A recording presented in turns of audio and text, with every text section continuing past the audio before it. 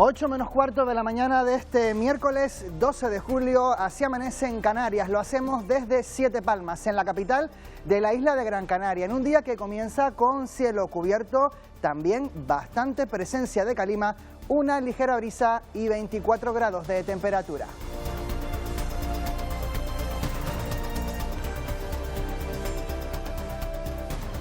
Buenos días, Canarias. Durante su discurso de investidura, el candidato a la presidencia, el nacionalista Fernando Clavijo, ha anunciado una nueva política fiscal. Habrá una rebaja selectiva del IGIC, también en el impuesto al combustible de las Islas Verdes, y se bonificará el 99% el de sucesiones y donaciones. PSOE y Nueva Canarias, desde la oposición, advierten de recortes, pero Clavijo defiende que los servicios públicos no se tocarán. Y vamos a empezar bajando los impuestos. Bajando los impuestos al consumo. De hecho, nos marcamos como objetivo en el corto plazo diseñar una política fiscal que realmente alivie las cargas familiares. Una reducción del IGIC que por tramos y productos iremos modulando a lo largo de los próximos 4 años.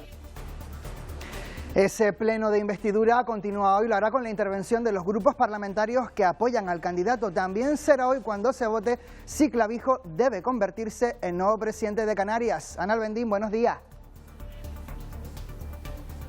Buenos días, Antonio. Buenos días, Canarias. Pero para que esto suceda, el candidato debe obtener el voto afirmativo de la mayoría absoluta de los miembros de la Cámara. Pero antes deberán subir los grupos que faltan. Les hablamos, por ejemplo, del Grupo Parlamentario Mixto, de la Agrupación Socialista Gómera, del Grupo Parlamentario Popular y el último en hacerlo será el Grupo Parlamentario Nacionalista Canario.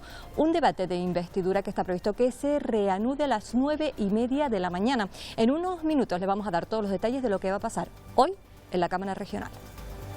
Donde ya hay nuevos presidentes en el Cabildo del Hierro. El socialista Alpidio Armas recupera la presidencia tras desbancar a su hermano, a Javier Armas, de la agrupación Erreña Independiente. Ha prosperado la moción de censura de PSOE, Asamblea Erreña e Izquierda Unida, Reunir Canarias. El presidente saliente, que solo ha estado 11 días en el cargo, ha dicho que esta moción desacredita la política.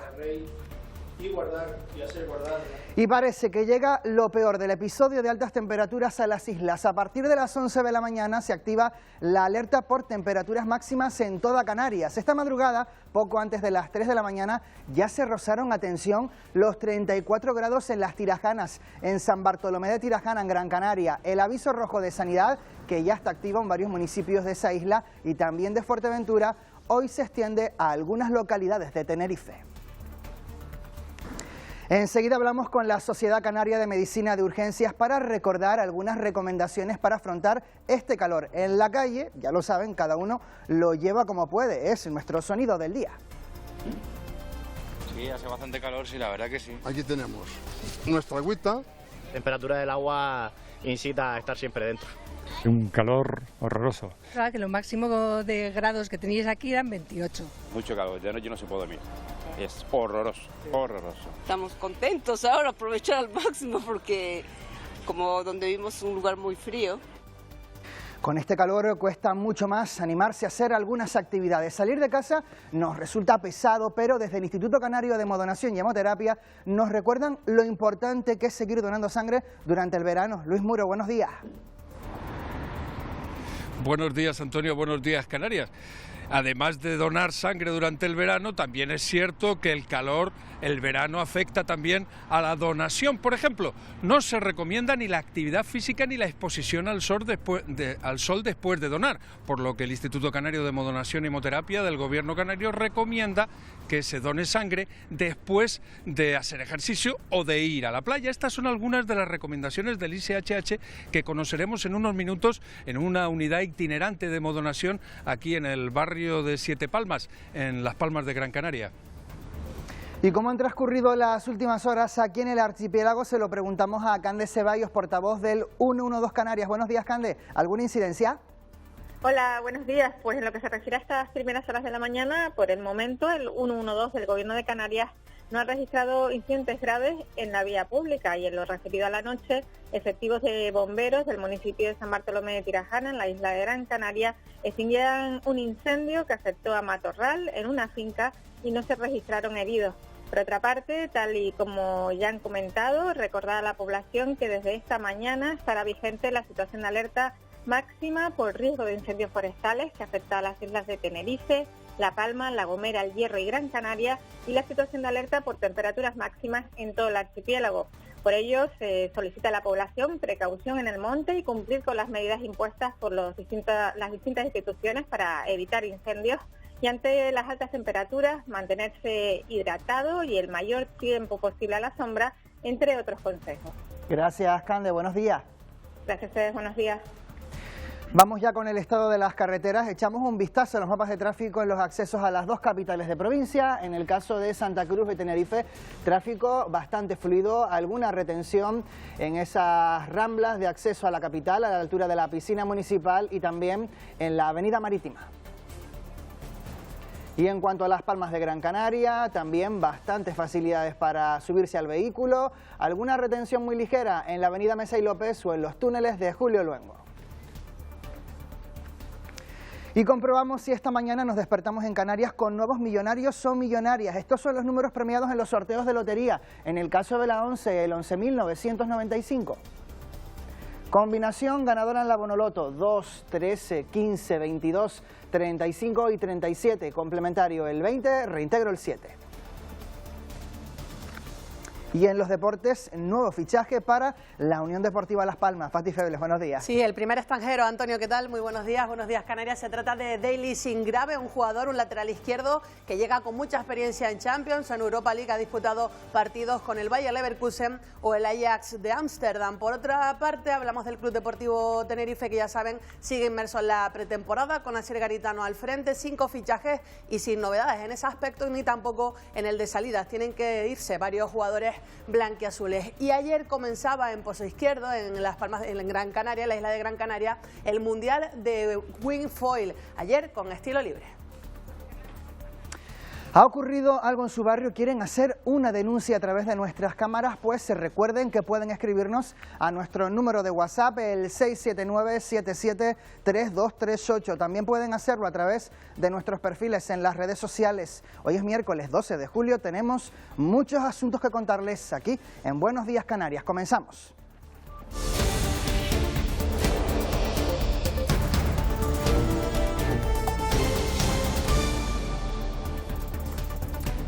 Comenzamos con la previsión meteorológica. Hoy nos espera una jornada marcada por el calor. La madrugada ha sido muy calurosa en algunas zonas del archipiélago y el peor día de este episodio de altas temperaturas lo tendremos mañana. En las próximas horas se lo van a ver, en el cielo habrá algo de calima en altura y nubes medias y altas en cantidad variable. Las temperaturas más altas de la jornada oscilarán entre los 34 y algo más de 40 grados. El viento va a soplar del nordeste moderado con intervalos y rachas localmente fuertes, sobre todo en zonas costeras. En el mar también habrá viento. Las playas con menos oleaje serán las del suroeste de las islas de mayor relieve y las protegidas del viento en el sureste de Lanzarote y Fuerteventura.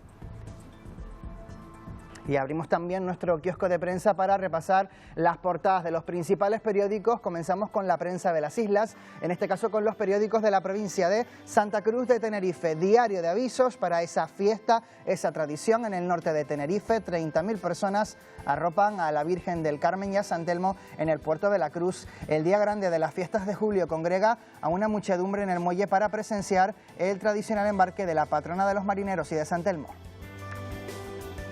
Periódico El Día, La Opinión de Tenerife sobre ese debate de investidura en el Parlamento Autonómico, nuevo ciclo político en Canarias.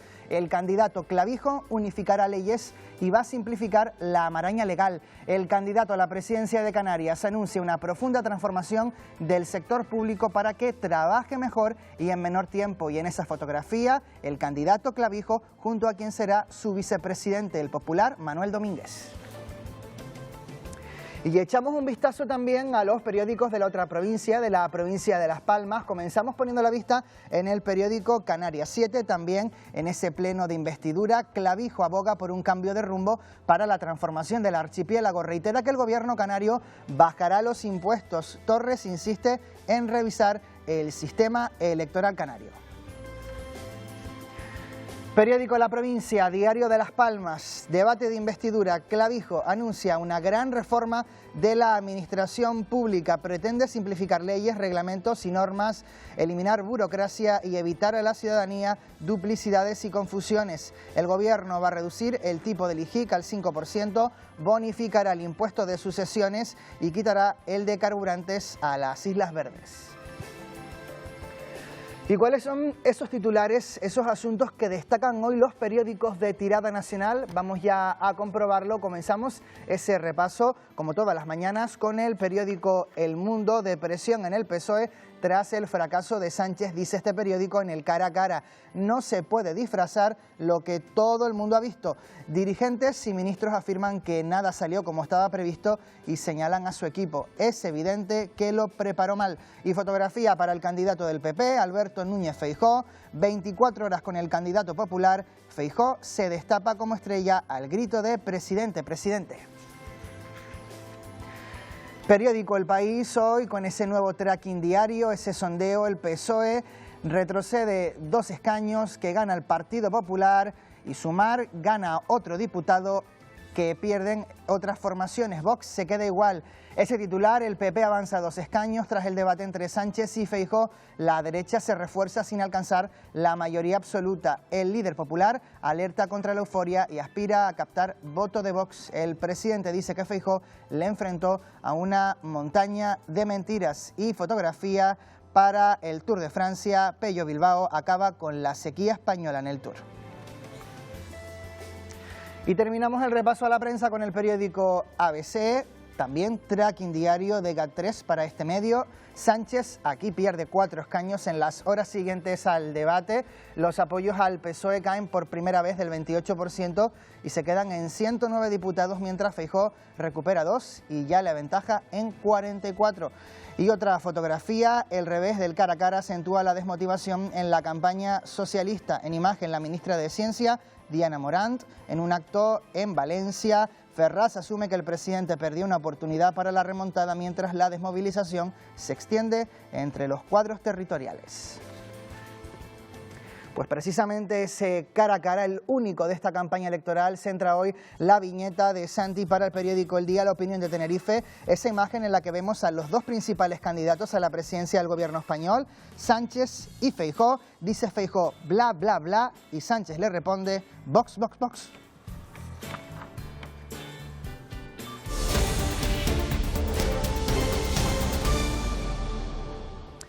Hoy, si se cumple el guión previsto, el nacionalista Fernando Clavijo se va a convertir en presidente de Canarias. Hoy continúa ese pleno en el Parlamento. Durante su discurso, el candidato anunciaba una rebaja fiscal y también dice que defenderá los intereses del archipiélago independientemente de quién ocupe la Moncloa a partir del 23 de julio. Teobaldo Power, Ana Albendín, buenos días.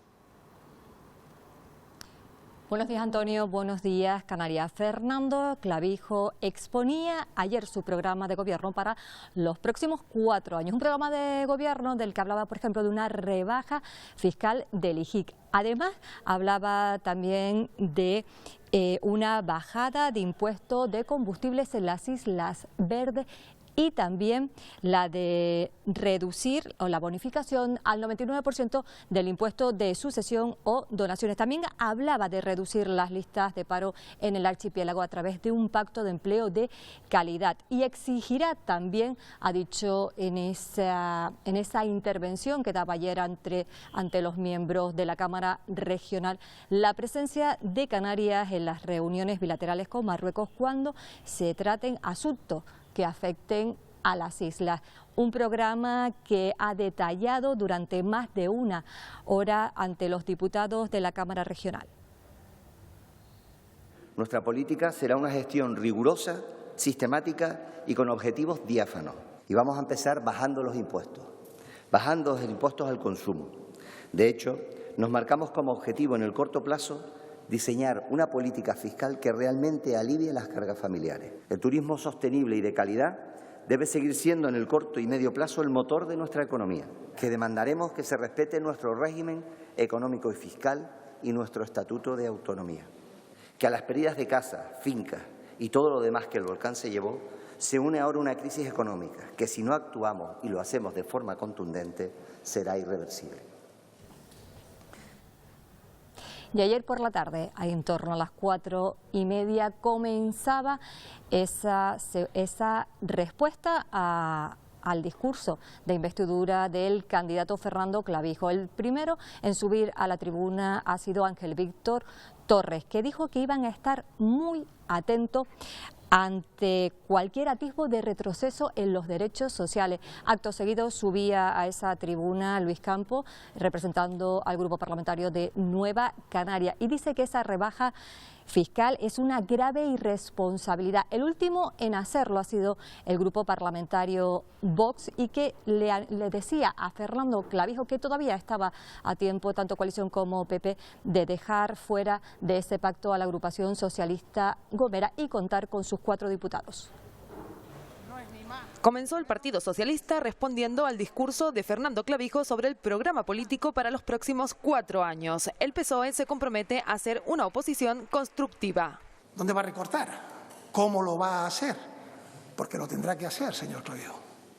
Porque usted se comprometió, hizo un contrato con los ciudadanos. Ya le digo yo que no se preocupe, que lo vamos a hacer.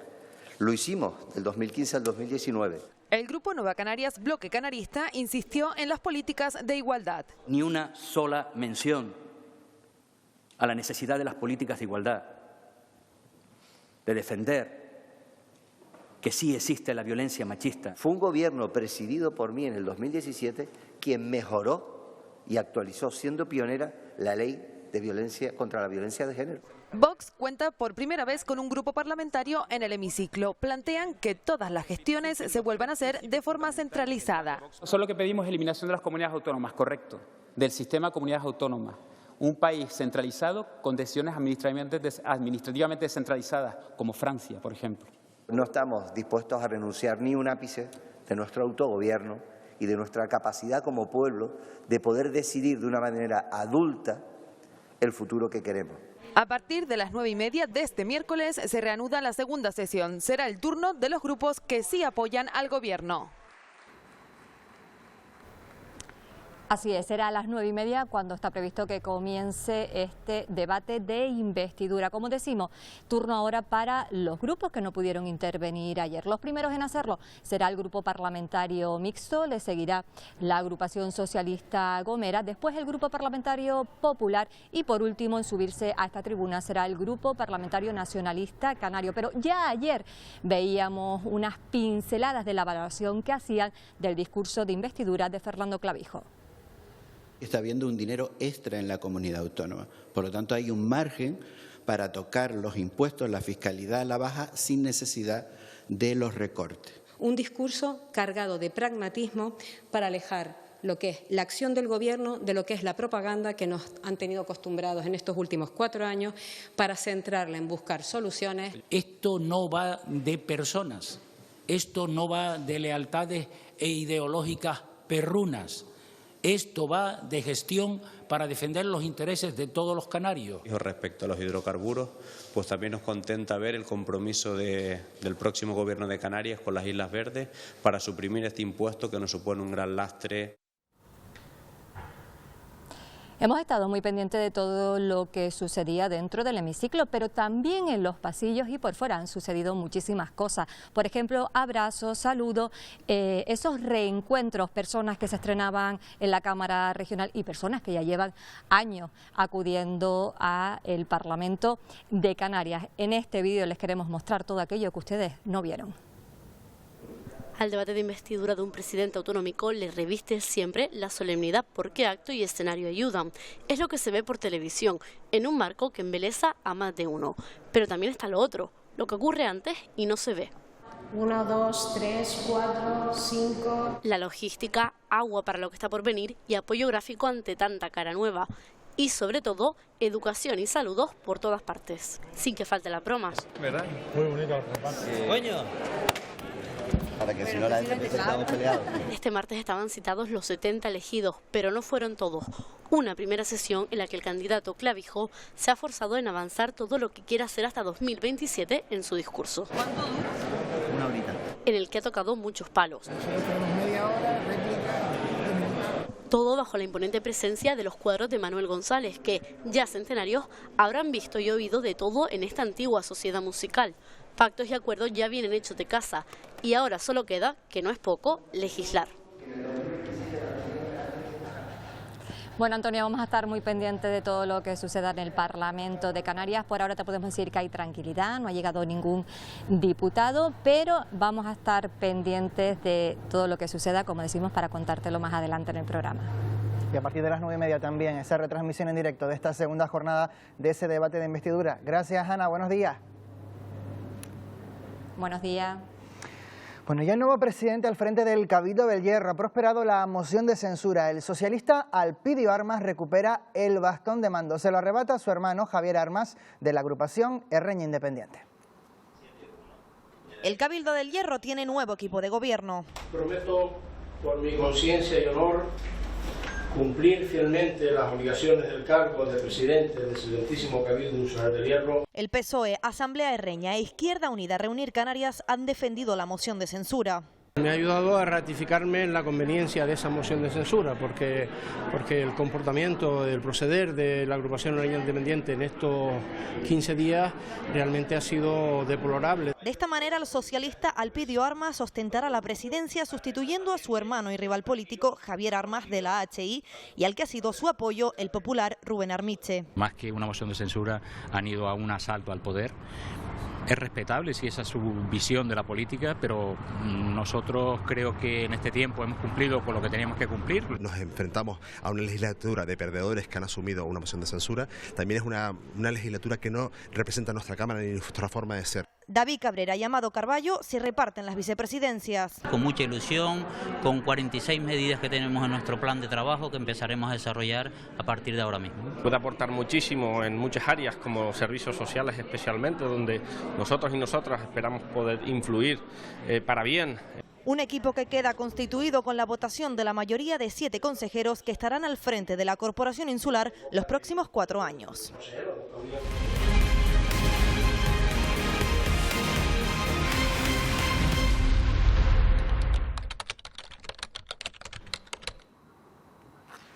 Para facilitar el acceso a una vivienda, el PSOE se compromete a que el 20% de las casas en alquiler sean de régimen público. Es una de las propuestas de los socialistas que este martes también se han reunido con colectivos sociales para conocer sus principales demandas.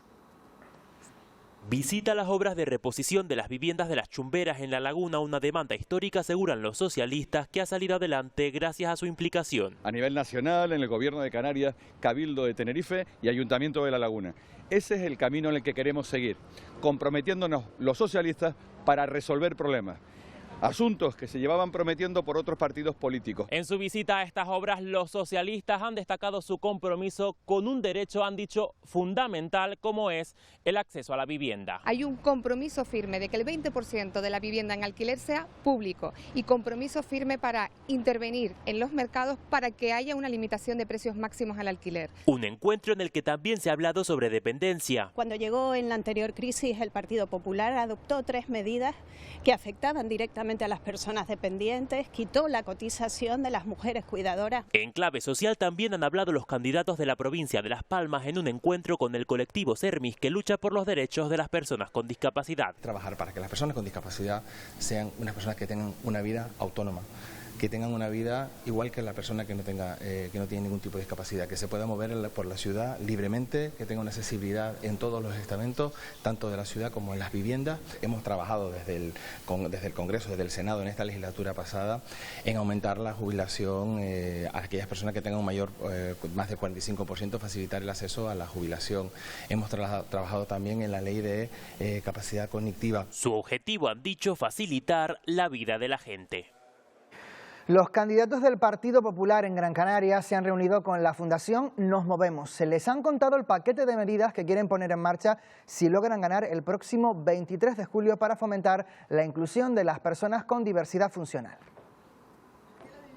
Convertir a España en un país donde no se discrimina a nadie y todas las personas tengan las mismas oportunidades. Es el objetivo del Partido Popular tras las elecciones del 23 de julio para las personas con discapacidad. Reunión con la Fundación Nos Movemos en Gran Canaria, donde los populares han dado a conocer las medidas que quieren poner en marcha para evitar la exclusión de las personas con discapacidad. Eliminar las trabas para que los jóvenes con discapacidad, con problemas de discapacidad, se puedan incorporar al mercado laboral, darles formación, defender la educación especial es fundamental. Lograr también, de la mano de las comunidades autónomas, eliminar los trámites y sobre todo reducir los plazos para el reconocimiento de la discapacidad es fundamental, hay que ser más ágiles. Además, quieren eliminar, según dicen los populares, la doble discriminación que supone en España ser mujer y discapacitada.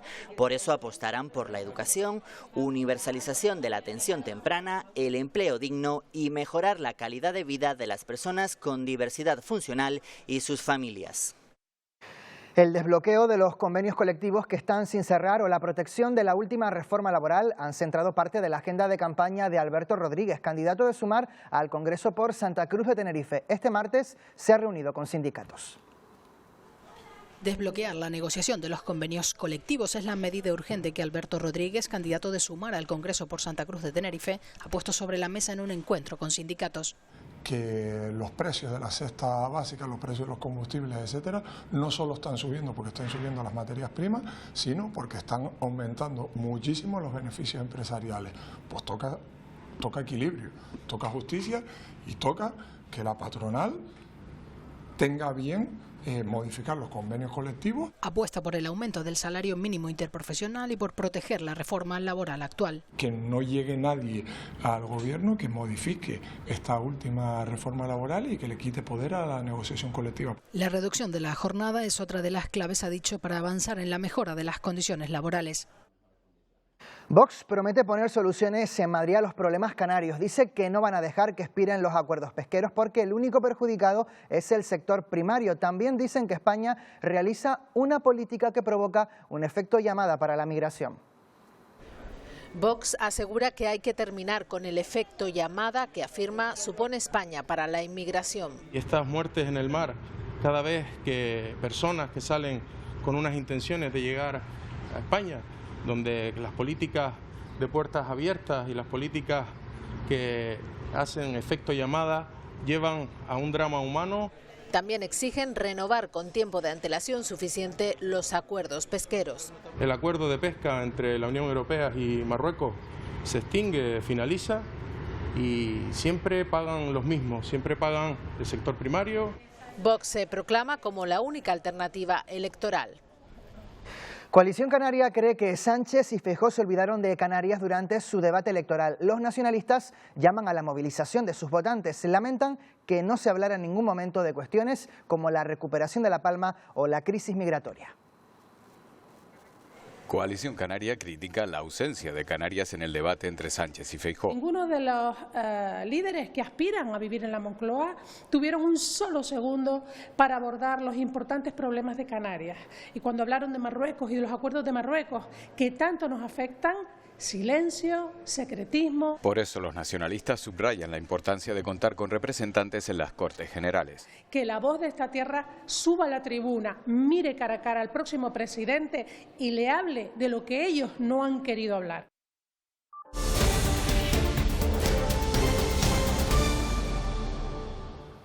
El gobierno español aprueba la mayor oferta de empleo público de la historia con más de 39.000 plazas para este año. Se trata, insisten, de reforzar las plantillas de la administración. Las convocatorias estarán publicadas antes de que acabe este año.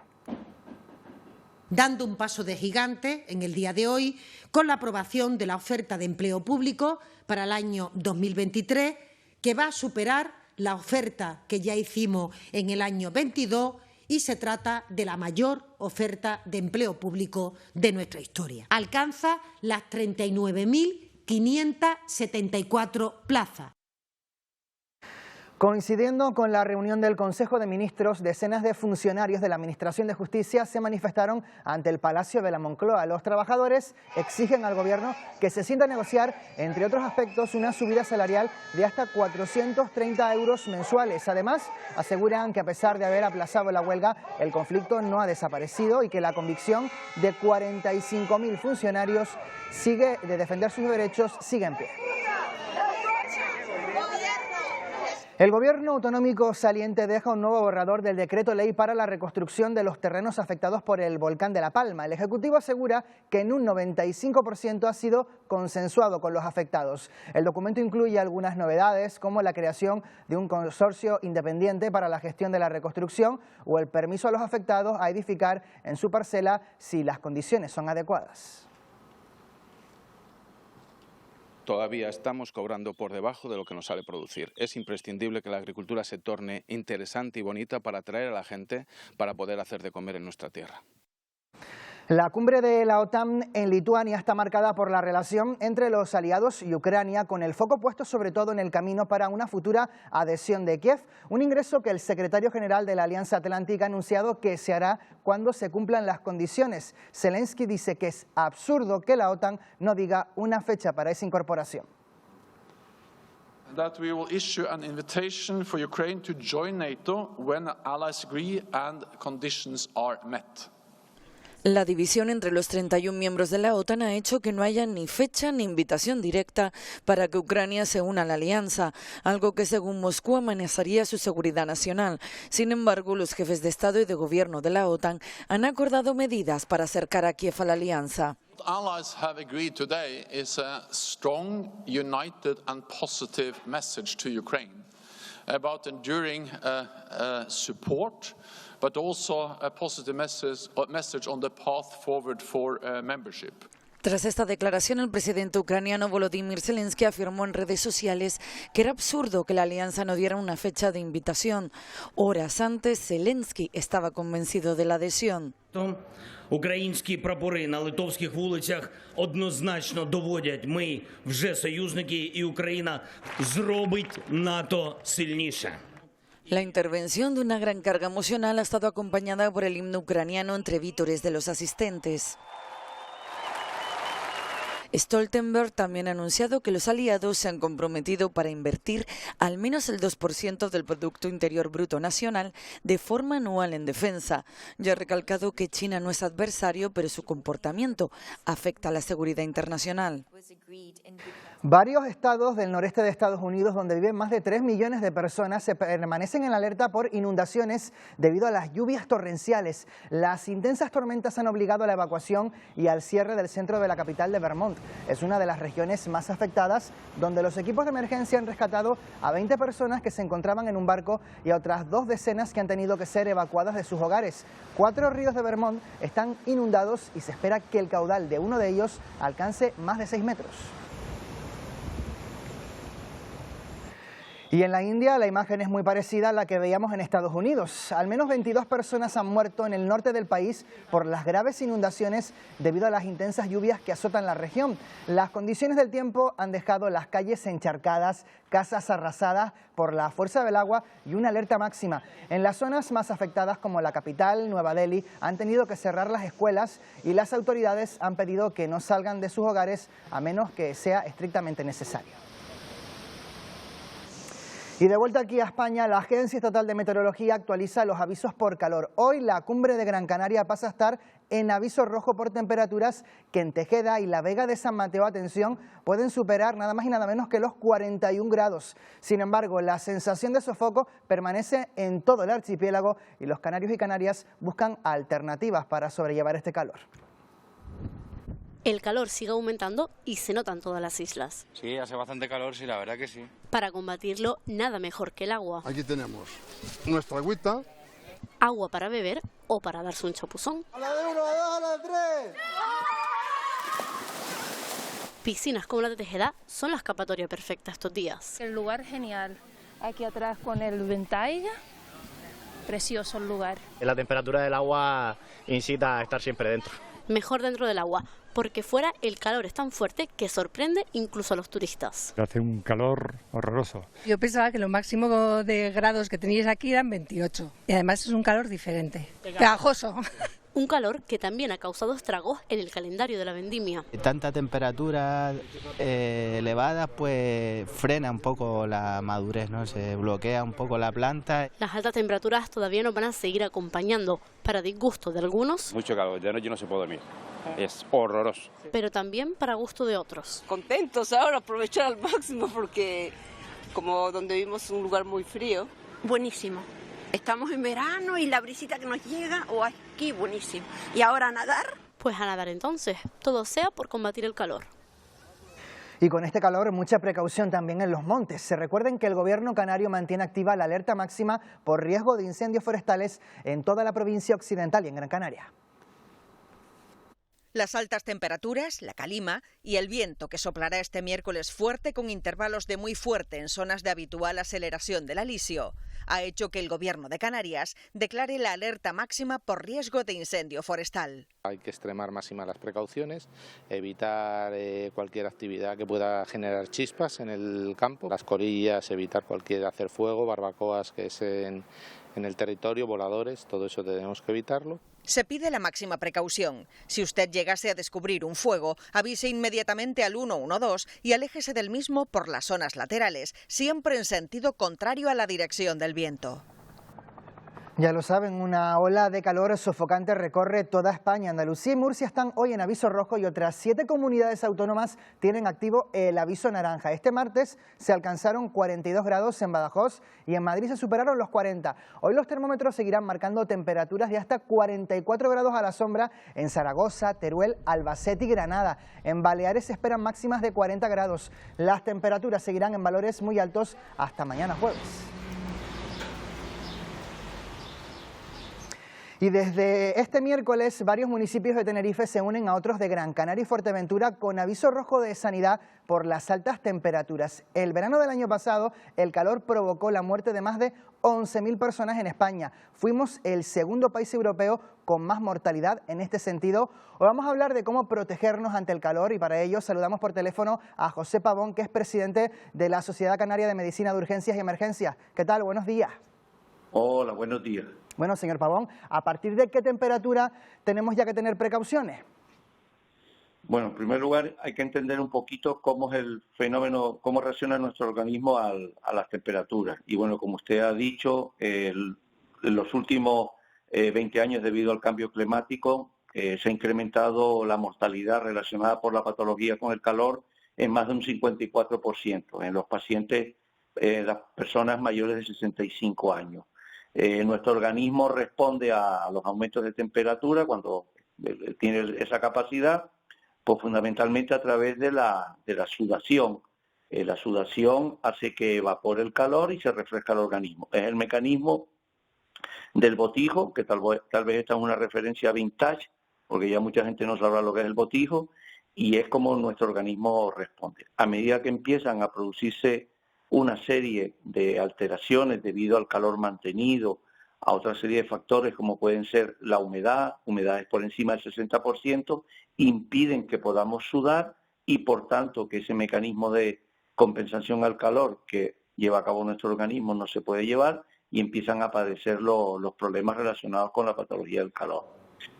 A partir de, no es solo un tipo determinado de temperatura, hay que tener en cuenta que hay una serie de factores que van a influenciar que haya grupos que tengan una mayor predisposición a presentar este tipo de patologías, como puede ser la edad, los niños, bebés, los pacientes ancianos, las mujeres embarazadas, medicamentos que toman muchos de nuestros pacientes y que son muy habituales, pues los diuréticos, fármacos para la tensión arterial, antidepresivos, toda una serie de fármacos que van a también poder influir una peor respuesta a temperaturas a lo mejor no tan elevadas. Obviamente, ante las temperaturas que se nos acercan en estos días, pues son temperaturas que si no tomamos una prevención y unos cuidados, seguro que van a empezar a aparecer problemas. Por esto es importante no solo las recomendaciones que hacemos desde el Servicio Canario de Salud, sino la difusión que dan programas como el de ustedes, que pueden llegar a la población y saber de qué forma se puede prevenir, porque en parte se puede prevenir también que estas situaciones que pueden ir desde un simple calambre o agotamiento por el calor hasta un golpe de calor con una mortalidad del 80% de los pacientes mayores, pues no se produzca. Le quiero preguntar, señor Pavón, ¿cuál es el primer síntoma que puede alertarnos de que estamos sufriendo un golpe de calor y cómo debemos actuar en esas circunstancias?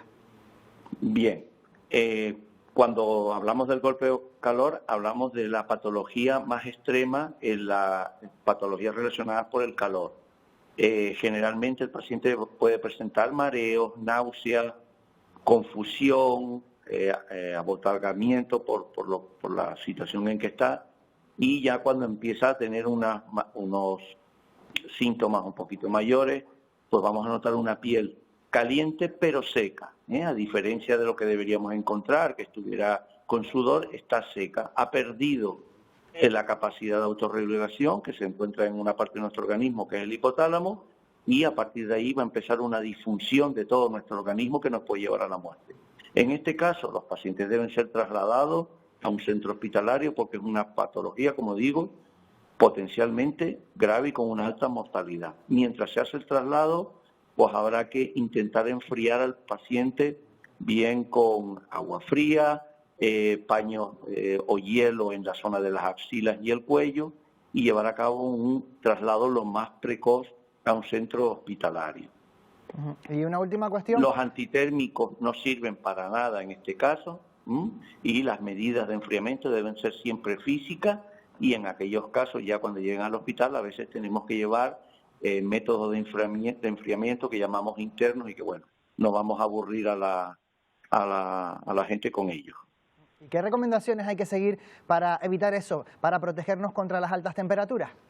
Bien, en primer lugar, tener en cuenta la zona, el tipo de vivienda donde estamos, nada de estar, como muchas veces sabes, en nuestras casas, el típico ático, la zona de arriba, con planchas de uralita. Esa zona, desde luego, no debe estar habitada en ese momento. Debemos trasladar a los pacientes más vulnerables a las zonas más frescas de la casa, utilizar métodos de enfriamiento, ya sea o bien ventiladores o el que pueda disponer de un aire acondicionado, ropa ligera, bañarse con agua fresca, y también muy importante es una hidratación importante. Démonos cuenta que cuando sudamos perdemos agua y sal, fundamentalmente, y por lo tanto los pacientes tienen que estar mejor hidratados de lo que habitualmente están en las situaciones normales de nuestro calor que nos va a acompañar en los próximos días y semanas. Pues José Pavón, presidente de la Sociedad Canaria de Medicina de Emergencias y Urgencias, muchísimas gracias por habernos acompañado esta mañana. Un saludo, buenos días. Muchas gracias y saludos para todos.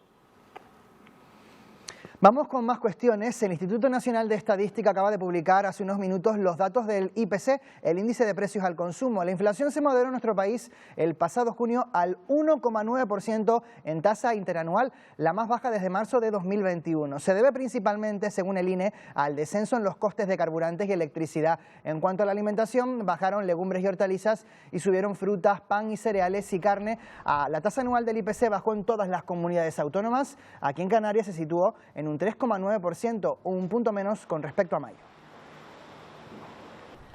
Más cuestiones. Taiche Opina es una publicación realizada por los internos del Centro Penitenciario de Taiche, en Lanzarote. Recientemente ha visto a la luz un nuevo número. Más detalles con José María de Pais. ¿Qué tal? Buenos días. Pues en las páginas de Taiche Opina se ve el trabajo de los internos, trabajos y también reflexiones. Para adentrarnos un poco más en esta publicación está con nosotros el director de la misma, Saúl García. Buenos días. ¿Qué es lo que ve uno cuando abre esta revista? Buenos días. Bueno, lo que ve es lo que puede ver en cualquier otra revista, solo que con la particularidad de que está hecha por internos del Centro Penitenciario de Taiche, y hay entrevistas, hay reportajes, hay cartas, hay relatos de ficción y hay, digamos, recoge también parte de la exposición principal de fotografía, que es otro que se da con otro taller, que en este caso está dedicado a los tatuajes.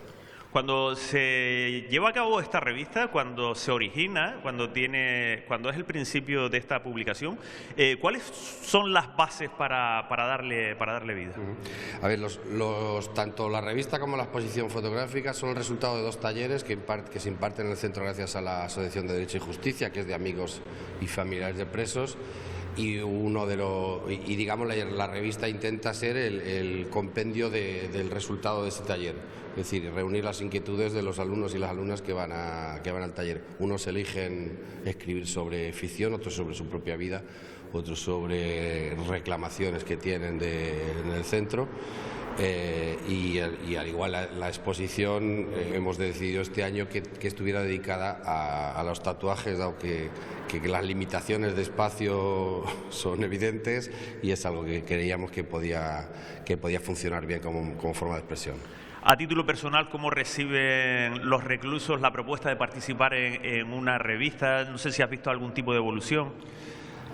Ya llevamos 4 años haciendo la revista y bueno, ya se puede decir casi que hay un patrón, por así decirlo. Hay algunos que simplemente se apuntan por curiosidad o por no estar por no aburrirse, y otros que sí están algo interesados en la escritura y en la lectura, y lo que intentamos es simplemente que se interesen un poco más por la escritura y por la lectura, que puede ser una vía también hacia un primer camino, digamos, hacia la rehabilitación, ¿no? Es lo que te iba a preguntar, si la escritura puede ser un elemento de reinserción.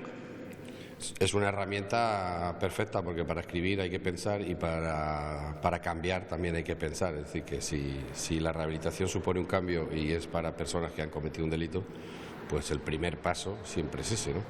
Muchísimas gracias. Nos quedamos con esta última reflexión que nos ha dicho Saúl. Para escribir hay que pensar, para cambiar hay que pensar, por tanto hay que escribir. Es un buen consejo, no solo para los reclusos, sino yo creo que para todo el mundo.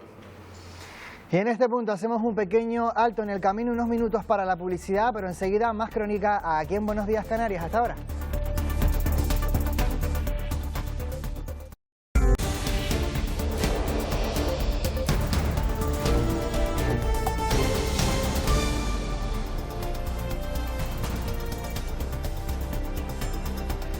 Ocho y 34 de la mañana de este miércoles 12 de julio. Seguimos en directo con todos ustedes aquí en Buenos Días Canarias y es momento ya de repasar toda la información deportiva.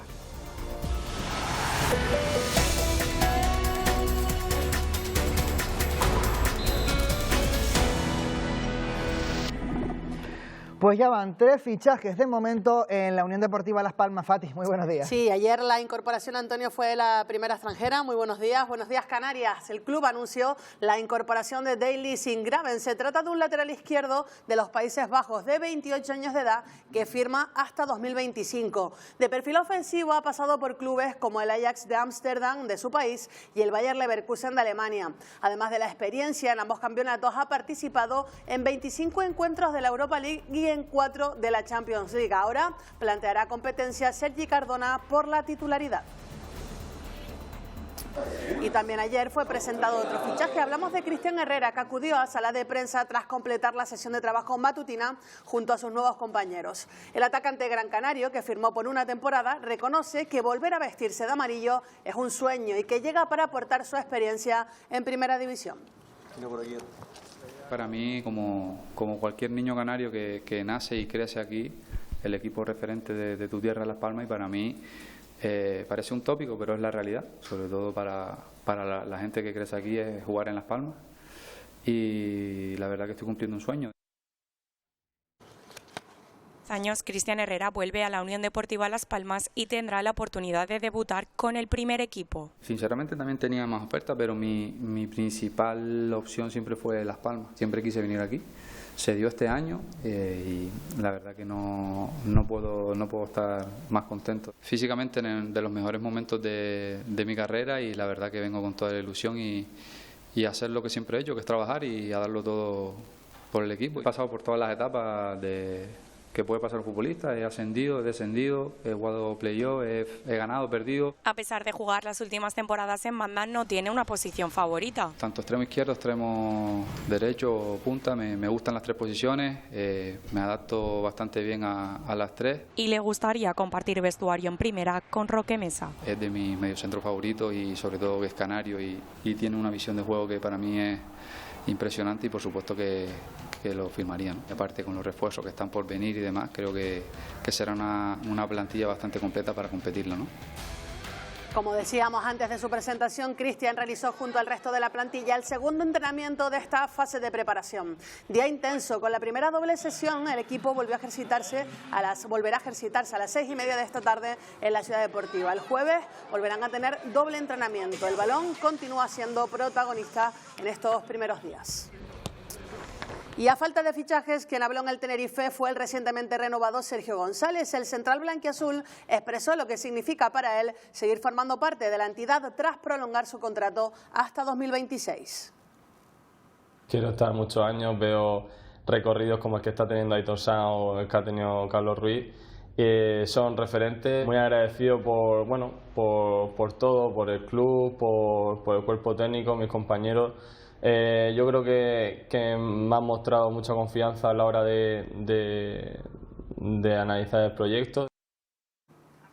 Mientras tanto, los jugadores siguen ejercitándose a las órdenes de Asier Garitano. Este martes hicieron una única sesión matutina y hoy volverán al trabajo nuevamente con sesión doble de entrenamiento. El técnico vasco quiere a la plantilla a punto cuanto antes, a la espera de avances en el apartado de fichajes. El club, por su parte, ha confirmado que ya se han superado la barrera de los 7.600 abonados para la próxima campaña.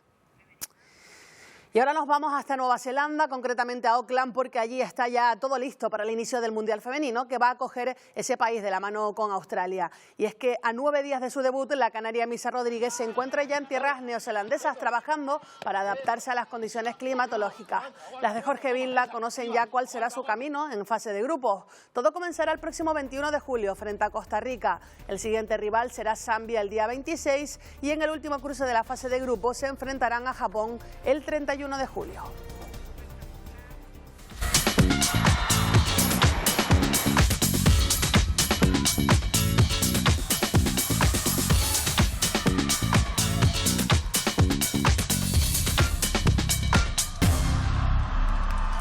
Y ya conocen su calendario los equipos de la Liga Iberdrola, en donde, recordemos, esta temporada habrá nada menos que 5 clubes canarios. La competición dará el pistoletazo de salida el próximo 30 de septiembre y estos serán los emparejamientos. El recién ascendido Santa Cruz Cuesta Piedra actuará como local frente al Quieles Ocuellamos. El Tenerife Libis, por su parte, visitará el Cajasol y el Zaire hará lo propio con el San Cugat. El vigente campeón, el Hidramar, recibirá al Arenal MB y, por último, el Heidelberg se estrenará contra el Alcobendas. Solo habrá que esperar hasta la cuarta jornada para revivir la última final con el derbi Tenerife-Libis La Laguna y Drama Gran Canaria. Y en baloncesto, la dirección deportiva del Betis sigue en manos canarias. Armando Guerrero se hace cargo del área para un equipo que vivió esta temporada su descenso de ACB al Eboro. Se compromete para las 2 próximas temporadas, dejando atrás 2 etapas en el Club Baloncesto Gran Canaria, la más reciente como máximo responsable del área de formación. Recoja así el testigo de Verdi Pérez, también con pasado claretiano. Y tenemos a 2 miembros del Tenerife Caja Canarias en Finlandia. Afrontan esta semana con la selección española el europeo de atletismo en categoría sub-23. Son Yaciel Sotero y Aitami Afonso, que compite hoy en 20 kilómetros marcha. Afonso estrena Intencionalidad y nos manda este mensaje en la previa. Mañana disputaré la prueba de los 20 kilómetros marcha, a las 4:30 hora canaria. Pero además no estoy solo, porque el jueves 12 competirá mi compañero Yaciel Sotero en el lanzamiento de disco. Un saludo desde Helsinki. Llega el momento más esperado de la temporada. Este sábado, en directo, la gran final del torneo DISA Gobierno de Canarias de máxima categoría. La previa con todos los detalles justo antes del informativo. Y justo después, la gran final. No se lo pueden perder. Aquí, en Televisión Canaria, el equipo al completo de Terror y Gloria te va a contar todos los detalles de la gran final del torneo DISA Gobierno de Canarias. Es nuestra gran cita este sábado con la lucha canaria. Se decide el título regional aquí en Televisión Canaria. Y esta mañana, ayer se presentaba una nueva edición, la 25 de la Trans Gran Canaria, una edición de alcance internacional y comprometida con el producto canario.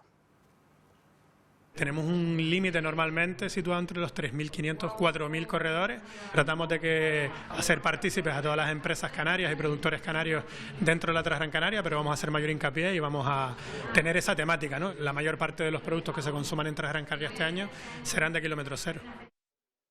La prueba tendrá lugar a finales de febrero de 2024. Se apuesta por el kilómetro cero. Esa fue una de las novedades anunciadas antes de que se abra el plazo de inscripciones, con un 20% de descuento para residentes, aunque se espera contar con más de 63 nacionalidades entre todos los corredores. Y ahora nos vamos a Pozo Izquierdo y lo hacemos con la primera jornada del Mundial de Windfoil en Gran Canaria. Liam Dukenberg, ganador del Mundial de Windsurf en categoría sub-20, es uno de los principales reclamos. El primer campeonato del mundo que se hace aquí en Pozo Izquierdo de Windfoil, es algo nuevo para el pueblo. Y sí, la verdad que he conseguido llegar a ronda 4 en freestyle y muy contento, a seguir y veremos qué pasa los próximos días. Dukenberg no pudo sellar todavía su presencia en las rondas finales después de que no pudiera superar sus mangas en la disciplina de estilo libre. Aún así seguirá en competición dentro de las modalidades de slalom y de big air. Sí tuvo un papel más destacado el majorero Ancor Sosa y hoy también competirán los canarios Marino Gil y Ángel Granda.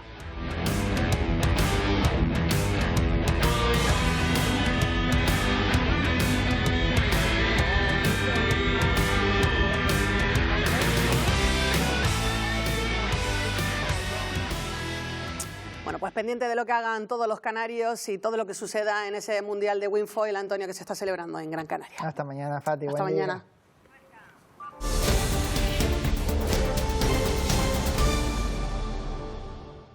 Puerto de la Cruz, en el norte de Tenerife, vivió este martes el día grande de sus fiestas de julio. Devoción y tradición se vieron la cita en la embarcación de la Virgen del Carmen y de San Telmo. Tras la procesión terrestre, miles de personas se concentraron en el entorno del muelle para presenciar uno de los momentos más esperados, el inicio de la procesión marítima. Las imágenes han recorrido la costa portuense. Cientos de devotos no han podido contener la emoción. No se puede describir, con palabras no se puede. Es muy emotivo, un día hoy muy especial. Una cosa que se te pone los pelos de gallina, como dice la gente, ¿no? Así de piel, pero es precioso, una cosa, valió la pena porque hoy un día de calor, pero precioso. No se puede describir el sentimiento por los que están y los que no están. Una emoción que hay que estar aquí para saberlo. A diario aquí en Canarias es necesario contar con al menos 300 donaciones de sangre para hacer frente a la actividad hospitalaria programada y también a las urgencias. En estas fechas, estas reservas suelen disminuir y por ello el Instituto Canario de Hemodonación y Hemoterapia anima a seguir donando sangre también en verano. ¿Cuándo empiezan de verdad tus vacaciones? ¿Cuando te subes a un flamenco rosa y no te importa? ¿Cuando olvidas el sonido de tu despertador? ¿O cuando decides pintarte cada uña de un color distinto? Las vacaciones empiezan cuando donas sangre. Y cuando donas sangre, continúa la vida. Efectodonación.com. Instituto Canario de Hemodonación y Hemoterapia. Gobierno de Canarias. Precisamente para donar en verano es importante seguir una serie de recomendaciones. Vamos ya a conocerlas. En la unidad de hemodonación ubicada en un barrio de Las Palmas de Gran Canaria está nuestro compañero Luis Muro. Luis, buenos días. Buenos días, Antonio. Buenos días, Canarias. Sí, junto al Centro Comercial Siete Palmas, aquí en Las Palmas de Gran Canaria, a mi espalda, la unidad itinerante de hemodonación que empezará a realizar su función aproximadamente dentro de una hora. Mientras tanto, vamos a hablar con Elsa Brito, que es la responsable de comunicaciones del Instituto Canario de Hemodonación y Hemoterapia del Gobierno Canario. Elsa, buenos días. Hola, muy buenos días. Bueno, hablaba nuestro compañero Antonio de esas recomendaciones del ICHH para donar en verano. Por ejemplo, ¿es mejor donar antes o después de ir a la playa, que es una de las cosas que más hacemos en el verano?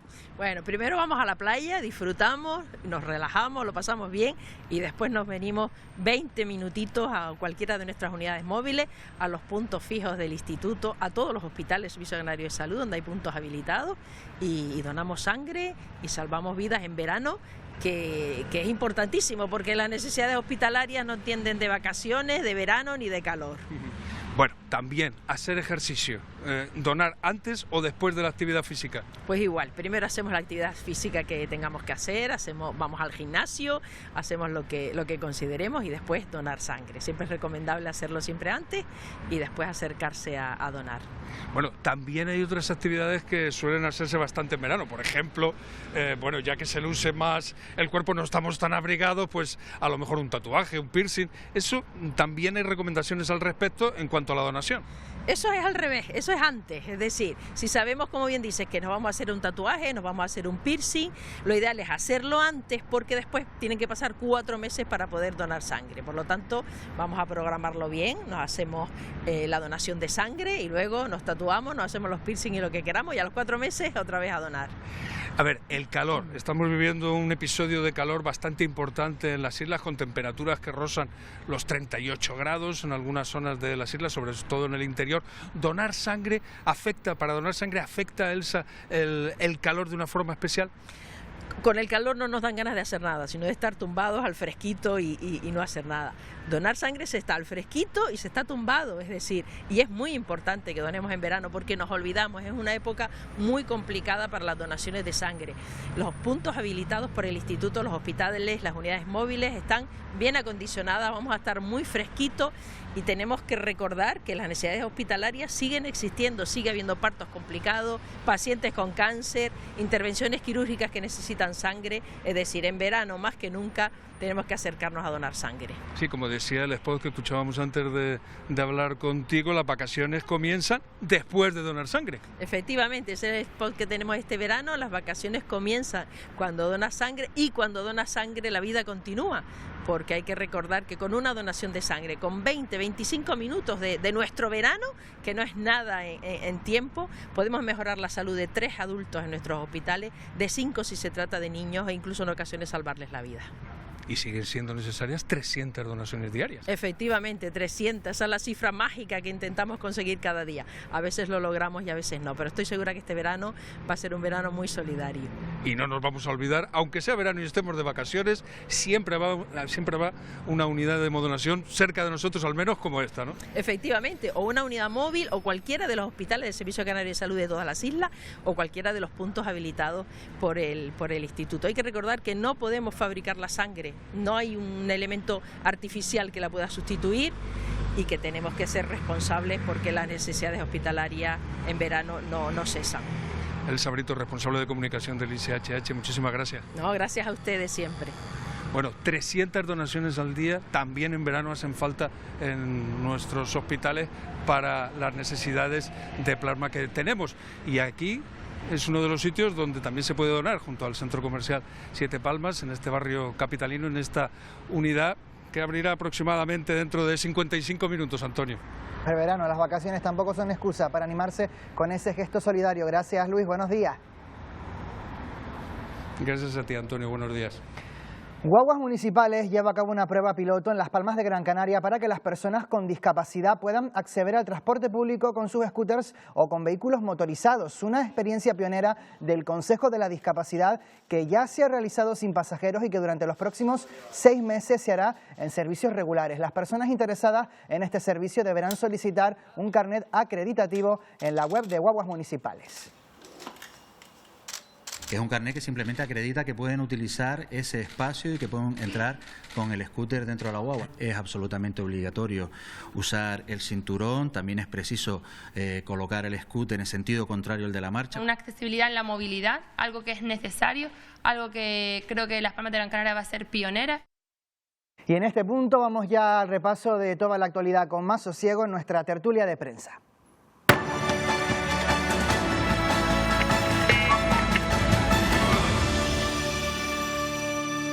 Y ya me acompañan en plató Samuel Toledano, ¿qué tal? Muy buenos días. Buenos días. María Fresno, buenos días, Buenos bienvenida. días. Bueno, segunda sesión hoy del debate de investidura en el Parlamento de Canarias. Hoy vamos a escuchar a los grupos que van a apoyar al futuro gobierno autonómico y tras sus intervenciones se procederá a la votación de Fernando Clavijo como presidente de Canarias. En el Parlamento sigue nuestra compañera Ana Albendín. Buenos días, Ana. Una sesión que comenzará a las 9:30 de la mañana, en unos minutos. Buenos días, Antonio. Buenos días, Canarias. Sí, falta algo más de media hora para que comience ese debate de investidura. Como tú bien decías, a las 9:30 en punto será el turno de los grupos que apoyan al candidato propuesto. En primer lugar, se subirá a la tribuna el grupo parlamentario mixto. Después será el turno de la agrupación socialista Gomera, del grupo parlamentario popular y del grupo parlamentario nacionalista canario. Acto seguido tendrá lugar la votación. El candidato deberá tener el voto afirmativo de la mayoría absoluta de los miembros de la Cámara. Salvo sorpresa y tras el acuerdo alcanzado, todo apunta a que Fernando Clavijo se va a convertir en el nuevo presidente de Canarias. Tenemos que decir que poco a poco van llegando los diputados al Parlamento de Canarias, pero dentro del hemiciclo, como puedes ver, está todo prácticamente listo, pero muy tranquilo.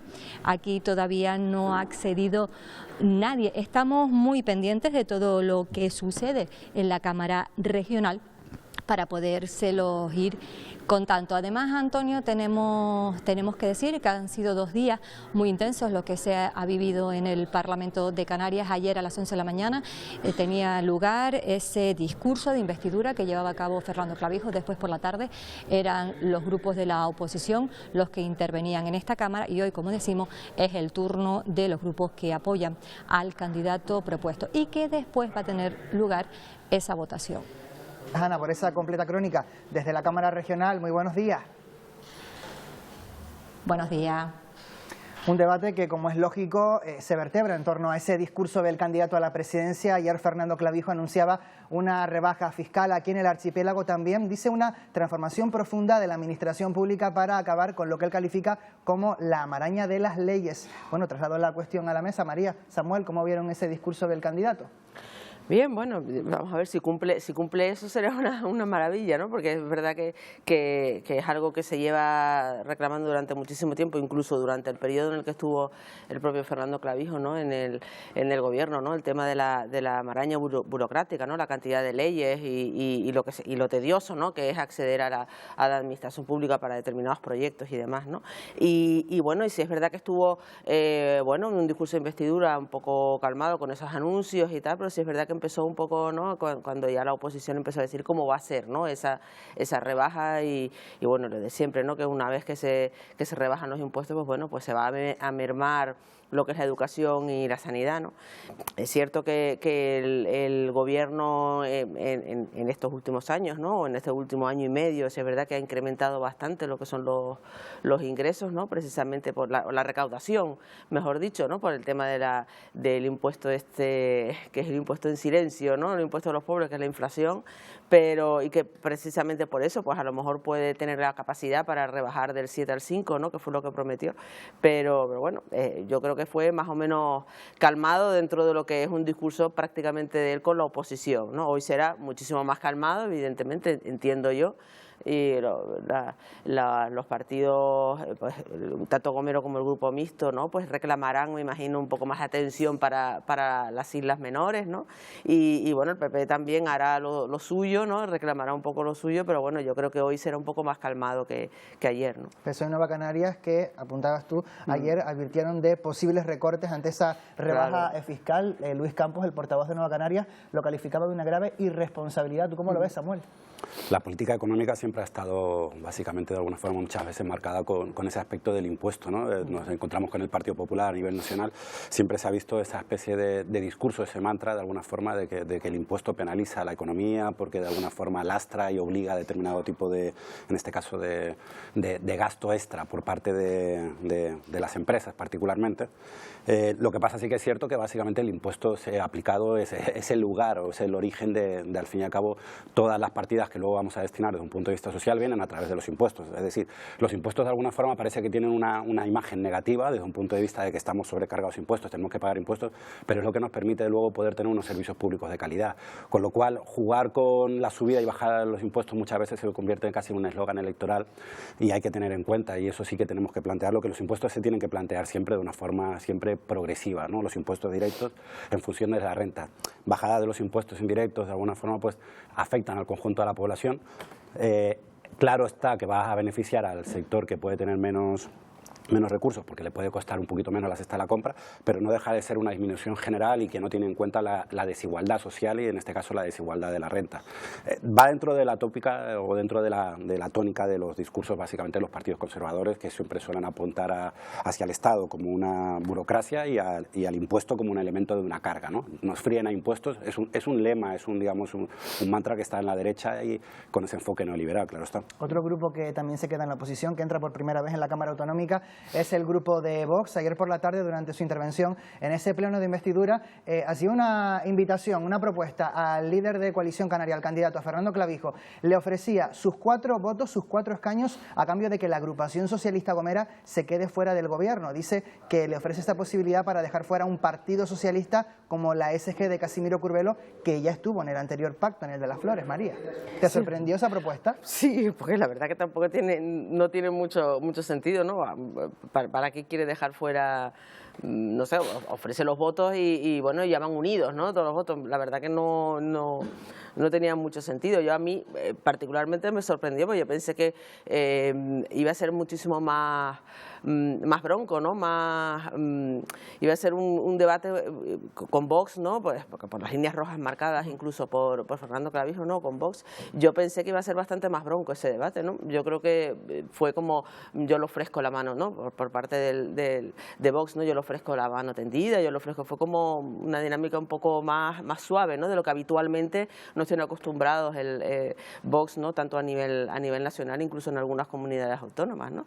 Pero a mí me sorprendió, pero claro, la verdad que esta propuesta no le veía, ¿no? Deje usted a la Asociación Gomera afuera y entrenos a nosotros, ¿no? Eso es decir, bueno, no tiene mucho sentido, pero bueno, me sorprendió gratamente, ¿no? La dinámica así. No sé si eso seguirá a lo largo de la legislatura, ¿no? Que sean así tan menos broncos, tan calmados, ¿no? Que me imagino que no, pero bueno, no sé si seguirá así, pero vamos, me sorprendió gratamente, ¿no? Que no empezaran ya empezar con el tema más bronco, ¿no? Bueno, veremos en qué queda toda esta legislatura. Por lo pronto, todavía queda, lo primero, la votación del candidato para que se convierta en presidente.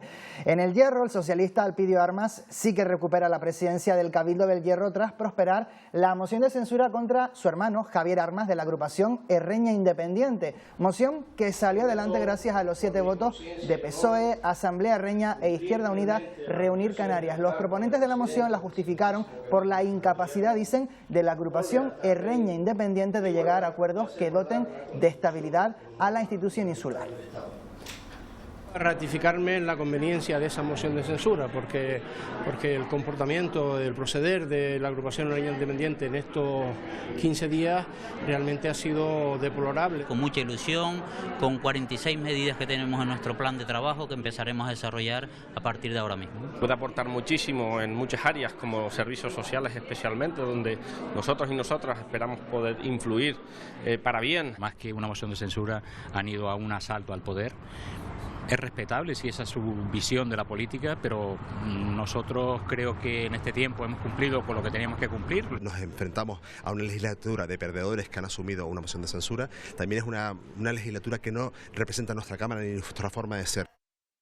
El presidente saliente, Javier Armas, solo ha estado 11 días en el cargo. Durante este mandato ha dicho que la moción desacredita la política. Traslado una cuestión a la mesa, Samuel. ¿Crees que, como ocurrió en el caso del Cabildo de Tenerife con Pedro Martín, que dimitió, también tendría que haberlo hecho Javier Armas, sabiendo que el día en el que tomó posesión de su cargo prácticamente ya había una moción de censura sobre la mesa? No tiene por qué. En el juego parlamentario y en este caso en el Cabildo, las mociones de censura forman parte dentro de esas posibilidades políticas, ¿no?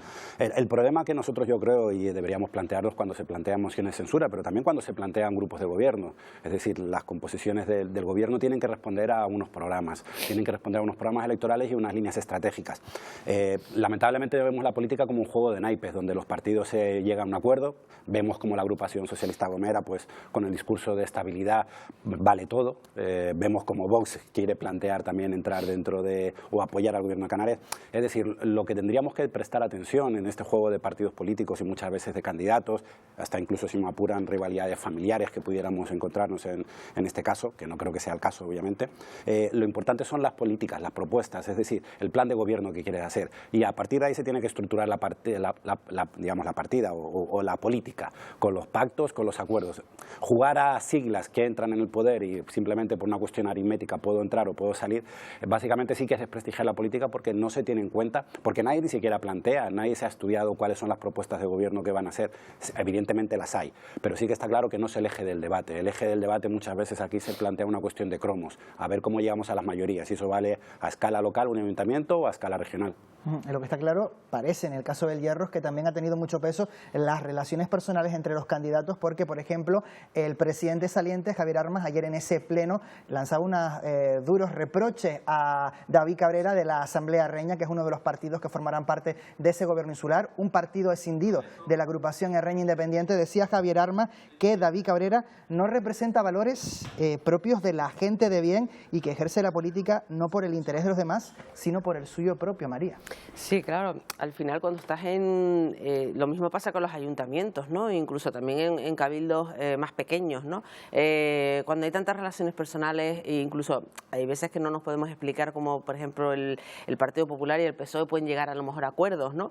Pues claro, porque a lo mejor el acuerdo va con la persona, ¿no? O sea, las dos personas se llevan mejor incluso hasta con miembros de su propio partido, ¿no?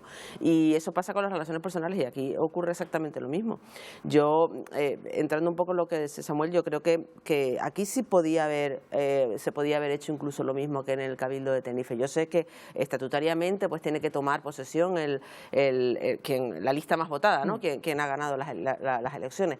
Pero sí es cierto que, por ejemplo, en el caso de Tenerife se facilitó bastante el proceso de volver otra vez a convocar otro pleno a hacer una censura cuando ya prácticamente estaba hecho que se iba a firmar, ¿no? Y digo, bueno, yo renuncio, tomo posesión en el mismo, yo renuncio y así ya prácticamente ya se queda solucionado y no se hace mucho más tedioso, ¿no? Pero eso forma parte de la voluntad, ¿no? de la persona, no obliga a nada, ¿no? Pero sí es cierto que aquí influye mucho, sobre todo en los cabildos pequeños, los ayuntamientos, las relaciones personales, cuando te llevas bien o te llevas mal con algún miembro, ¿no? Y en este caso es obvio que se llevan fatal, ¿no? ¿Cabría la posibilidad, pregunto, de modificar la ley para que en el caso de los cabildos ocurra como en el de los ayuntamientos, es decir, que no directamente tome posesión la lista más votada, sino que lo haga quien consiga la mayoría absoluta en ese primer pleno y si no, pues en ese caso, si no se consigue, pues sí que lo haga la lista más votada, para evitar a lo mejor ese trámite de una moción de censura a los primeros días o la dimisión, renuncia del presidente que ha tomado posesión porque sabe que le van a presentar una moción? Sí, se podría hacer, pero bueno, no deja de ser una cuestión procedimental, o sea que al fin y al cabo es una cuestión, evitar ese trámite que mencionábamos, que de alguna forma es lo único que cambiaría, pero realmente al final el resultado final, que al final va a ser un grupo alternativo, un grupo que no tiene la mayoría en votos y que tiene la mayoría... O sea que al final también se retrasa un poco el que la institución comience a funcionar, porque si entra primero un presidente y a las 2 o 3 semanas o al mes toma posesión otro, al final ese es un tiempo de impas. Hombre, lo ideal evidentemente es que si se plantea la moción de censura, evidentemente se planteará con unos términos. Suele ser a mitad de mandato o en otro periodo, cuando sí que valoras la gestión, 15 días de gestión, obviamente aquí no hay una valoración de 15 días de gestión, eso es obvio. Claro, es que al final es eso, ¿no? Porque al final presentas una moción de censura que se supone que tú la presentas, pues como mínimo vamos a dejarlo 100 días de gracia, ¿no? Por lo menos para ver qué ha empezado a hacer, que es una moción de censura porque censuras al gobierno, porque censura su gestión, ¿no? Porque ha hecho algo mal y claro, presentar una moción de censura prácticamente, pues eso, a 15 días, pues tú dices, mira, es que el gobierno ni siquiera prácticamente ha empezado a estar en los despachos, ¿no? Entonces, en este caso le registraron la moción el mismo día que tomó posesión. Pues claro, entonces al final tú dices, pues bueno, esto se sabe que va a ocurrir, pues bueno, pues sí es verdad que estatutariamente se podría cambiar, pues puede ser, yo creo que facilitaría muchísimo más las cosas y no se desvirtuaría tanto el concepto de la moción de censura, ¿no? Que todos sabemos lo que es, ¿no? Es una censura a una gestión, ¿no? Y no se desvirtuar ese concepto, ¿no? Me queda esa reflexión. Vamos con más cuestiones. Seguimos hablando de cabildos porque tras la polémica surgida en Lanzarote con el sueldo del presidente del Cabildo, Osvaldo Betancourt, este decide abrir una consulta popular. Ha dejado en manos de los ciudadanos y ciudadanas la decisión de cuánto va a cobrar. Eso sí, se postulan 4 opciones y la mínima es, atención, de 87.000 euros. Hoy tenía que aprobarse el sueldo del presidente del Cabildo de Lanzarote. Porque el titular será diferente. Osvaldo Betancourt cobra más que Pedro Sánchez si Lanzarote quiere. Se había propuesto una subida del 35%, más de 92.000 euros brutos al año, que justifica está basado en lo que permite la ley. Si yo me fuera a poner el sueldo, y me dirijo a todos los ciudadanos de Lanzarote, posiblemente estaríamos hablando de una cifra mucho mayor que esta, porque mi trabajo no tiene precio, al igual que si yo le pregunto a cualquier profesional de Lanzarote. Ante la polémica surgida en las últimas semanas, el presidente ha decidido apretar un clic y que le pongan el sueldo al presidente. Someterá su salario a una consulta popular con 4 opciones. 104.000 euros, una que es €1 más del funcionario que más cobra, será 90 y pico mil euros, la 92 que dice la ley, o un sueldo relativamente razonable con una ciudadanía de 120.000 habitantes a 150, inferior a la que nosotros estamos, que están en 80 y pico mil euros. El PSOE en la oposición considera que no es una subida razonable y que la votación es innecesaria. Se podrá votar esta misma semana en la página web del Centro de Datos del Cabildo de Lanzarote y habrá un plazo de 48 horas. La propuesta inicial que hacía Osvaldo Betancor era de casi 93.000 euros al año. El presidente del gobierno español, Pedro Sánchez, cobra en torno a unos 90.000. La antecesora de Osvaldo Betancor, Dolores Corujo, del Partido Socialista, cobraba en torno a 68.000 euros. Traslado la cuestión a la mesa. No sé si es un poco trampa la consulta popular que hace, porque dice que los ciudadanos señalen cuál es el sueldo que debo cobrar, pero claro, como mínimo que sea de 87.000 euros. Claro, o sea, es decir, es trampa porque, claro, no hace la consulta, es decir, el ciudadano pone el sueldo que quiere que cobre, ¿no? Y o sea, es el ciudadano el que pone el sueldo, ¿no? No, claro, hace la consulta pero con 4 opciones. Y la opción más baja que pues bueno, pues en este tipo de cosas normalmente los ciudadanos no van a ponerle la opción más alta, seguramente le pondrán la más baja. Pues, hombre, la más baja al final esto es como una negociación, ¿no? Cuando uno negocia la alta, después vuelve y al final se termina en el medio, ¿no? Sí. Que es donde uno quiere. Pues esto es igual, al final terminará en el que uno, y es verdad, después tiene detrás, ¿no? Lo que incluso hasta lo ha dicho sin ningún tipo de tal, y se cobra 86, pero es que voy a cobrar eso porque los ciudadanos de Lanzarote han querido que cobre eso, claro. Si no me das otra opción, pues claro. Al final el tema de los sueldos siempre sale cuando se dan las elecciones, siempre sale, porque el primer pleno normalmente de un ayuntamiento, de un cabildo, siempre es para subirse los sueldos, ¿no? Entonces esto es un tema que normalmente siempre sale. Es cierto, yo estoy de acuerdo en que es verdad que bueno, pues hay presidentes del cabildo, alcaldes, concejales y tal, que bueno, que hay muchas veces que se cobran poco, que trabajan mucho, que es la devoción pública, por así decirlo, o la vocación pública, ¿no? Que deben de tener. Pero claro, en un momento en el que estamos, ¿no? Con una inflación como la que tenemos y con familias que no llegan a final de mes, pues oír esas cifras, hay personas que ni siquiera pues pueden saber lo que son, ¿no? Tantos ceros y tantas cifras. Entonces, yo creo que hay determinadas cuestiones que hay que ser un poco comedido, ¿no? Y esta es una de ellas, ¿no? Samuel. Es el debate habitual que al comienzo de cualquier mandato o legislatura se suele plantear. Sí que es cierto que están los límites legales y van destinados o van marcados por la población, con lo cual no se están inventando cifras.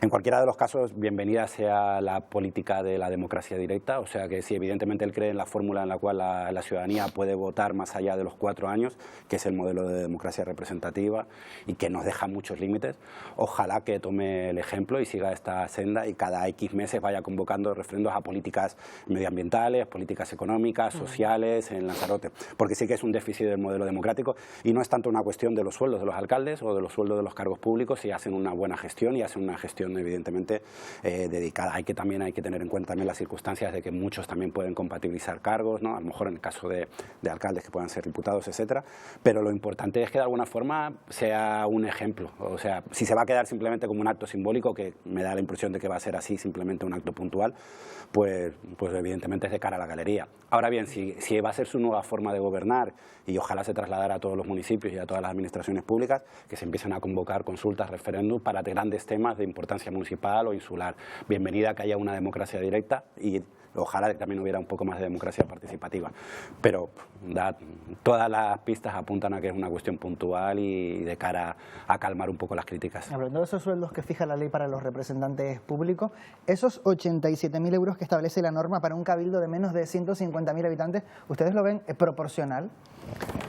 Hombre, vamos a ver, me imagino que muchísima gente ni se lo imagina. Claro, es lo que estamos hablando antes, claro, mucha gente dice, bueno, lo divide entre 12, espérate si son 14 pagas, entre 12 cuándo puede ser, si es bruto, neto. No, hay gente que ni siquiera se puede llegar a pensar lo que puedes llegar a cobrar mensualmente, ¿no? Que a lo mejor son, pues a lo mejor lo que puedes cobrar mensualmente pueden ser 6 o 7 meses de un sueldo normal, ¿no?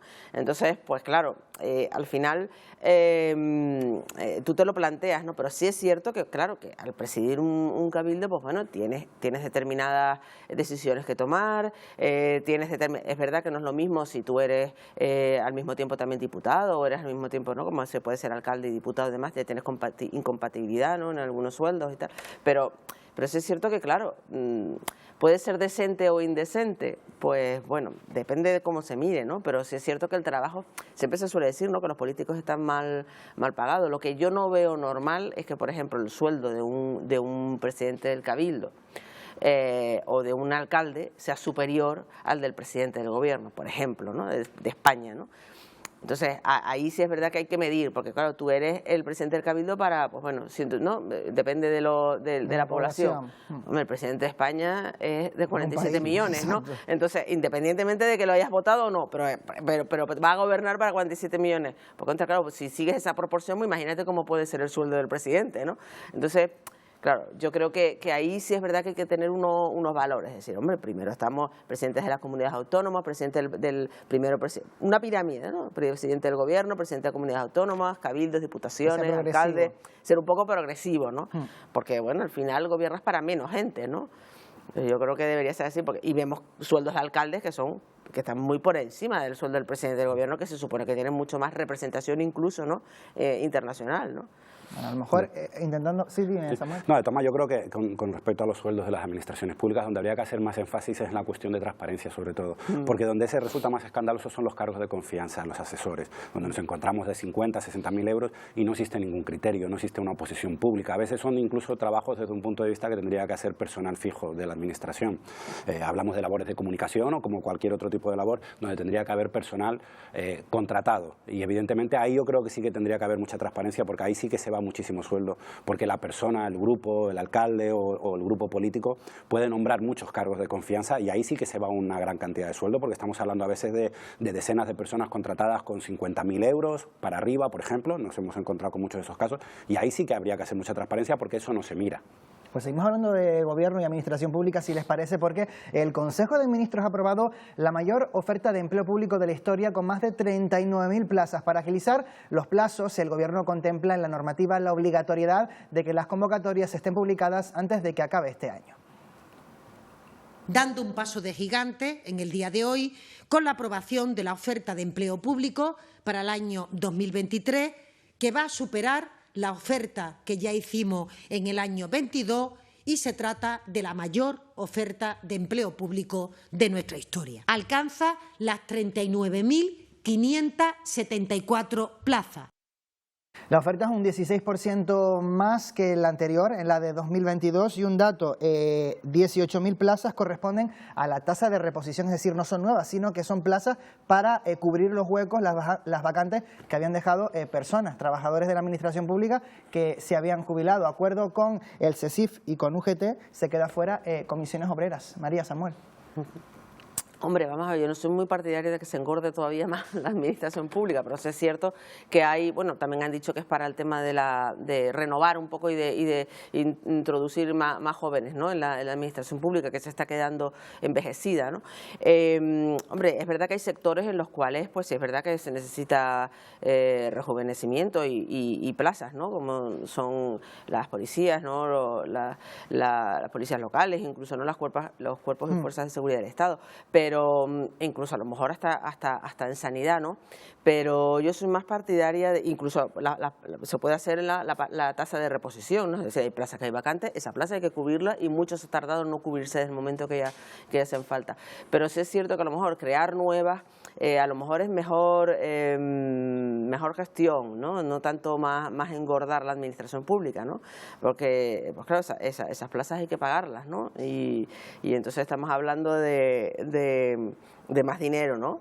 Entonces, pues bueno, yo creo que bueno, si habrán hecho los cálculos, me imagino que les saldrá, ¿no? Pero, y que me imagino que hará falta a lo mejor en sanidad, ¿no? En educación y demás, ¿no? Que es donde más suele hacer falta. Pero engordar la administración pública por engordarla no sé yo cómo va a funcionar, ¿no? Yo soy más partidaria de gestionarla mejor, ¿no? Y de reubicar a lo mejor esas plazas que hay vacantes, ¿no? O que no están bien gestionadas, y reubicar esos puestos antes de crear plazas nuevas. La administración pública ha sido en los últimos años uno de los principales generadores de empleo. De empleo, claro. Sí, es una vergüenza que trabajadores de la sanidad, de la educación, etcétera, estén años y años de interinos. Sí. Ha venido la Unión Europea a decírnoslo. Evidentemente en España se abusa. Y si hay interinos es porque existe una necesidad. Lo que es vergonzoso es que contratos de sanitarios funcionarios estén con contratos de un día. Con lo cual, lo que hace falta, evidentemente, la necesidad de ese puesto de trabajo existe. Si tienes que recurrir a un contrato otro día, que en el sector de la sanidad es vergonzoso, y lo podemos encontrar en el sector de la educación, etcétera, porque gran parte de muchas de estas plazas son interinos.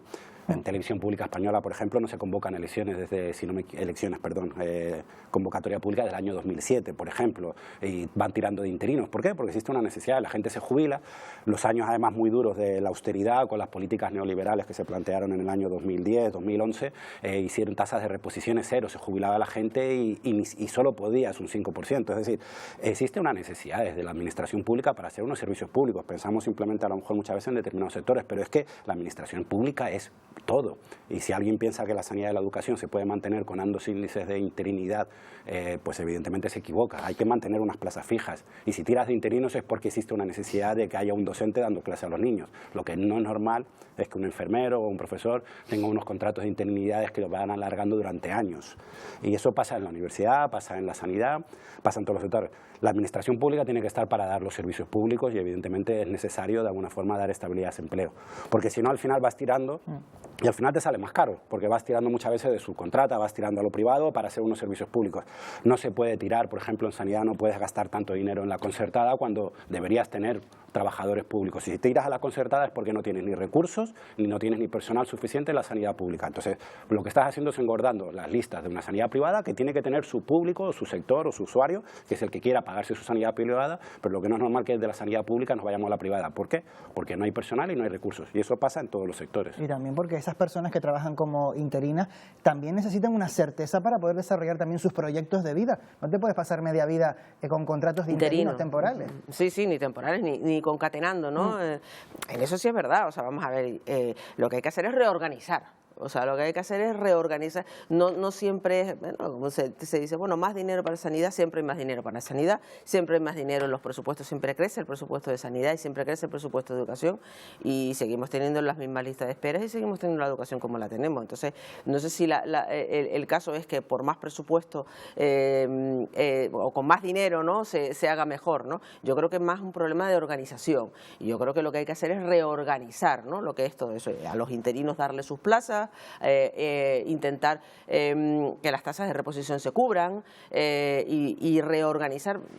Todos sabemos que no estamos hablando ni de sanidad, ni de médicos, ni de profesores, ni de fuerzas de seguridad, ¿no? Pero sí es verdad que todo el personal que atiende en la administración pública, sí es verdad que muchas veces vemos que hay 2 plazas para lo mismo y hay personas que están haciendo el mismo puesto. Entonces, pues eso es la reorganización de la que yo hablo, ¿no? No tanto hacer una administración pública más elefante, ¿no?, más grande y más lenta, ¿no?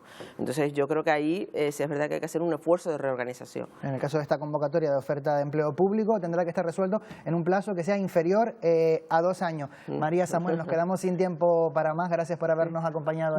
Muy buen día. Muy buenos días. Y nosotros recuerden que hoy nos espera una jornada marcada por el calor. A partir de las 11 de la mañana se activa la alerta por temperaturas máximas en toda Canarias. Las temperaturas más altas de la jornada oscilarán entre los 34 y algo más de 40 grados. Pese a que estas primeras horas del día están siendo muy calurosas, el peor día de este episodio de altas temperaturas lo tendremos mañana. Y hasta aquí el programa de hoy. Nos despedimos ya y lo hacemos con una imagen en directo, la del Parlamento de Canarias, donde a partir de unos minutos, a las 9:30 de la mañana, se reanuda la sesión del pleno de investidura del candidato Fernando Clavijo a presidente del archipiélago. Tras la pausa para la publicidad podrán seguir en directo ese pleno aquí en Radio Televisión Canaria. Hasta mañana, buen día.